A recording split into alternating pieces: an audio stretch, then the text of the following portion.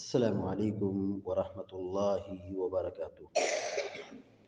الحمد لله رب العالمين والعاقبة للمتقين والصلاة والسلام على أشرف الأنبياء والمرسلين نبينا محمد وعلى آله وصحبه أجمعين ومن تبعهم بإحسان إلى يوم الدين. أما بعد،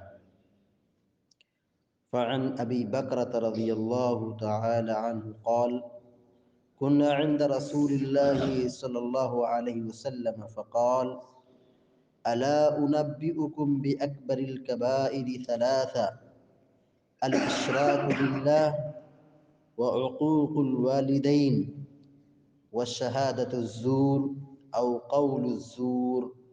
وكان رسول الله صلى الله عليه وسلم متكئا فجلس فما زال يقررها حتى قلنا ليته سكت. رواه مسلم. مسلم شریف کی ایک روایت ابھی آپ کے سامنے پڑھی گئی ہے. ابو بکرہ رضی اللہ تعالی عنہ حدیث کے راوی ہیں. وہ بیان کرتے ہیں کہ کننا عند رسول اللہ صلی اللہ علیہ وسلم، کہ ہم لوگ اللہ کے نبی صلی اللہ علیہ وسلم کے پاس بیٹھے ہوئے تھے. فقال الا انبئکم باکبر الکبائر ثلاثہ، نبی کریم صلی اللہ علیہ وسلم نے کہا کیا میں تمہیں بڑے بڑے گناہوں کو نہ بتاؤں، بڑے بڑے گناہوں کے بارے میں نہ بتاؤں؟ اور یہ بات آپ نے 3 مرتبہ بیان فرمائی. الاشراک باللہ، نمبر 1، اللہ تعالیٰ کے ساتھ کسی کو شریک ٹھہرانا. یہ شرک، یہ سب سے بڑا گناہ ہے. اللہ رب العالمین کے ساتھ کسی کو شریک ٹھہرانا یہ سب سے بڑا گناہ ہے. تو بڑے گناہوں کے تعلق سے آپ صحابہ اکرام سے پوچھ رہے تھے کیا میں تمہیں بڑے گناہوں کے بارے میں نہ بتاؤں؟ تو سب سے پہلے نمبر پر آپ نے فرمایا اللہ کے ساتھ کسی کو شریک ٹھہرانا. شرک کرنا یہ بہت بڑا گناہ. شرک کسے کہتے ہیں؟ عبادت یہ اللہ کے لیے ہے، عبادت یہ اللہ کے لیے، اور اس عبادت کو اللہ کے علاوہ کسی دوسرے کے لیے کرنا. جیسے سجدہ کرنا یہ اللہ تعالیٰ کے لیے ہے. اب کوئی جا کر کے کسی قبر کی یا کسی درخت کا سجدہ کر رہا ہے، کسی جگہ پر جا کر کے کسی مخلوق کا سجدہ کر رہا ہے، ماں باپ کا سجدہ کر رہا ہے، کسی بڑے آفیسر اور بڑے حاکم کا سجدہ کر رہا ہے، تو یہ شرک ہے.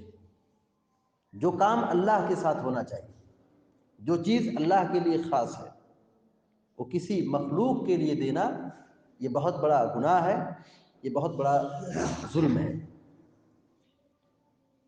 اس کے بعد آپ نے فرمایا وعقوق الوالدین، دوسرا بڑا گناہ ماں باپ کے ساتھ بدسلوکی کرنا ہے. ماں باپ کے ساتھ ظلم ڈھانا ہے، ماں باپ کی نافرمانی کرنا ہے، ماں باپ کو ستانا ہے. شرک کے بعد سب سے بڑا گناہ نبی کریم صلی اللہ علیہ وسلم نے والدین کے ساتھ بدسلوکی کرنے کو بتایا ہے. والدین کا بڑا مقام ہے، ماں باپ کا بڑا درجہ ہے. انہوں نے ہمارے لیے بڑی قربانیاں دی ہیں، بچپن میں پالا ہے. انہوں نے وہ کیا ہے جس کی وہ طاقت رکھتے تھے، اور اب ہم بڑے ہو گئے، ماں باپ بوڑھے ہو گئے، وہ ہمارے محتاج ہو گئے. ہم ان کا حق ادا نہ کریں، ان کے ساتھ اچھا سلوک نہ کریں، ان کو کھلائیں پلائیں نہ، ان کو تکلیف دیں، تو اسلامی شریعت میں سب سے بڑا گناہ یہی ہے. اللہ رب العالمین کا حق بہت بڑا ہے. اللہ کے حق کے بعد سب سے بڑا حق ماں باپ کا ہے. تو ماں باپ کی نافرمانی کرنا یہ بہت بڑا گناہ ہے. اس کا الٹا یہ نکلتا ہے کہ ماں باپ کے ساتھ اچھا سلوک کرنا بہت بڑی عبادت ہے، بہت بڑی نیکی ہے. کتنی بڑی نیکی ہے کہ یہ جہاد سے افضل عمل ہے. یعنی آدمی اللہ کی راہ میں جائے جہاد کرنے کے لیے، دشمنوں اور کافروں کا سر قلم کرنے کے لیے جائے، کافروں سے لڑنے کے لیے جائے، اور ایک طرف کوئی شخص اپنے ماں باپ، بوڑھے ماں باپ کے ساتھ اچھا سلوک کر رہا ہے، تو یہ جہاد سے افضل ہے۔ بہت افسوس کی بات ہے کہ یہ جو نئی نسل آ رہی ہے، ان کے یہاں تعلیم کی کمی ہے، تربیت کی کمی ہے۔ یہ ماڈرن بن کر کے، پیسہ کما کر، بڑے ہو کر ماں باپ کا حق بھول جاتے ہیں۔ ایسی تعلیم کا کیا فائدہ کہ آدمی پڑھ لکھ کر کے بڑا ہو جائے، لیکن وہ اپنے ماں باپ کو ماں باپ نہ سمجھے، اپنے ماں باپ کی قدر نہ کر پائے، ان کی عزت اور ان کی تکریم نہ کر پائے، بلکہ ان کی توہین کرے، ان کو ستائے، ان کو اذیت پہنچائے، ان کو تکلیف دے۔ تو ہماری شریعت میں شرک کے بعد سب سے بڑا گناہ والدین کو اذیت اور تکلیف پہنچانا ہے۔ وہ شہادت الزور او قول الزور، تیسرے نمبر پر آپ نے فرمایا جھوٹی گواہی، جھوٹی گواہی دینا۔ آدمی مجرم نہیں ہے، لیکن آدمی ایک جملہ کہتا ہے کہ نہیں، ہاں فلاں تو ایسا ہے، میں نے دیکھا ہے، فلاں تو مجرم نہیں ہے، لیکن اس کے خلاف پیسہ دے کر کے لوگوں نے خرید لیا، اور وہ اپنی زبان سے صرف اتنا کہتا ہے کہ فلاں آدمی مجرم ہے، ہاں اس نے ایسا کیا ہے، وہ ایسا ہی میں نے دیکھا ہے۔ جھوٹی گواہی دینا۔ اور آج کیا کہا جائے، آج تو لوگ چائے پی کر کے، ایک وقت کا کھانا کھا کر کے بک رہے ہیں، ایک دوسرے کے خلاف پھنسا رہے ہیں، جھوٹی گواہی دے رہے ہیں۔ پیارے نبی صلی اللہ علیہ وسلم نے فرمایا کہ جھوٹی گواہی دینا یہ بڑے گناہوں میں سے، یا آپ نے کہا جھوٹی گفتگو کرنا، جھوٹی بات بیان کرنا، جھوٹ بولنا بہت بڑا گناہ ہے۔ جب یہ بات آپ بیان کر رہے تھے کہ میں تمہیں بڑے بڑے گناہوں کے بارے میں نہ بتاؤں، شرک کے بارے میں آپ نے بتلایا، والدین کی نافرمانی کے بارے میں بتلایا، جھوٹی گواہی کے بارے میں آپ نے بتلایا، تو اس وقت آپ صلی اللہ علیہ وسلم کی کیفیت کیا تھی؟ وَكَانَ رَسُولُ اللَّهِ صلی اللہ علیہ وسلم متکئا، آپ ٹیک لگائے ہوئے بیٹھے تھے، آپ ٹیک لگائے ہوئے تھے۔ فجلس، جب تیسرے گناہ کا آپ تذکرہ کریں، جھوٹی گواہی دینا، جھوٹ بولنا، جب یہ آپ نے بات بیان فرمائی، فجلس، آپ ٹیک لگائے تھے، چھوڑ دیے، بیٹھ گئے۔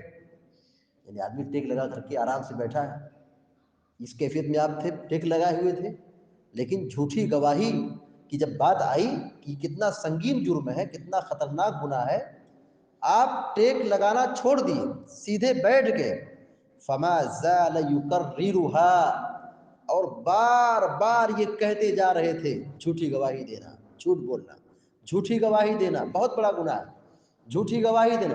اس چیز کو آپ بار بار بیان کر رہے تھے۔ جب گناہ کی سنگینی کوئی بڑی بات ہوتی ہے تو آدمی دو بار بیان، کئی بار بیان کہتا ہے، ایک مرتبہ کہتا ہے، دو بار کہتا ہے، پھر کہتا ہے۔ پیارے نبی صلی اللہ علیہ وسلم جھوٹی گواہی کی خطرناکی کو بیان کرنے کے لیے آپ صلی اللہ علیہ وسلم بار بار کہتے جا رہے ہیں، فما زال یکررها، برابر یہ کہتے جا رہے ہیں کہ جھوٹی گواہی دینا، جھوٹی گواہی دینا، جھوٹی گواہی دینا، یعنی بڑا سنگین جرم ہے۔ حتی قلنا، یہاں تک کہ صحابہ اکرام یہ کہنے لگے، لیتہ سکت، آپ کاش آپ چپ ہو جاتے تو اچھا ہوتا، ورنہ صحابہ اکرام آپ کی باتوں کو سننے کے لیے بیتاب رہتے تھے، آپ کی باتوں کو سننے کے لیے کان لگائے کھڑے رہتے تھے۔ کب آپ کی زبان سے کوئی بات ادا ہو، اس کو لوگ سن لیں، یاد کر لیں، لکھ لیں، کیچ کر لیں، لیکن آپ ایک ہی بات کو بار بار بیان کر رہے تھے۔ صحابہ اکرام کو ایک کہنا پڑ گیا مجبوراً، وہ یہ سوچنے لگے کہ اب اللہ کے نبی صلی اللہ علیہ وسلم کو خاموش ہو جانا چاہیے، یعنی ہم لوگ سمجھ چکے ہیں، اس گناہ کی خطرناکی کو جان چکے ہیں، اب آپ کو خاموش ہو جانا چاہیے، اب آپ کو چپ ہو جانا چاہیے۔ تو تین بڑے گناہ ہیں، تین بڑے خطرناک گناہ ہیں۔ ایک تو اللہ کے ساتھ کسی کو شریک ٹھہرانا، دوسرا یہ کہ ماں باپ کے ساتھ بدسلوکی کرنا، تیسرا یہ ہے کہ آدمی کسی کے بارے میں جھوٹی گواہی دے، یہ بڑا ہی خطرناک معاملہ ہے۔ یہ تینوں گناہ اگر انسان کے اندر آ جائے تو انسان کے لیے تباہی و بربادی مسلم اور یقینی ہے۔ اگر آدمی ان تینوں گناہ کا مرتکب ہو جائے تو سمجھ جائے کہ اس کی دنیا بھی برباد ہے، اس کی آخرت بالکل یقینی طور پر برباد ہے۔ اللہ تعالیٰ سے دعا ہے کہ اللہ تعالیٰ ہم سب کو آپ سب کو ان تمام گناہوں سے ہم سب کی حفاظت فرمائے اور نیک عمل کی توفیق عطا فرمائے، آمین یا رب العالمین۔ اقول قولی ھذا واستغفر اللہ لی ولکم ولسائر المسلمین فاستغفروه انه الغفور الرحیم، وصلی اللہ علی نبینا محمد وسلم تسلیما کثیرا۔ السلام علیکم ورحمۃ اللہ وبرکاتہ۔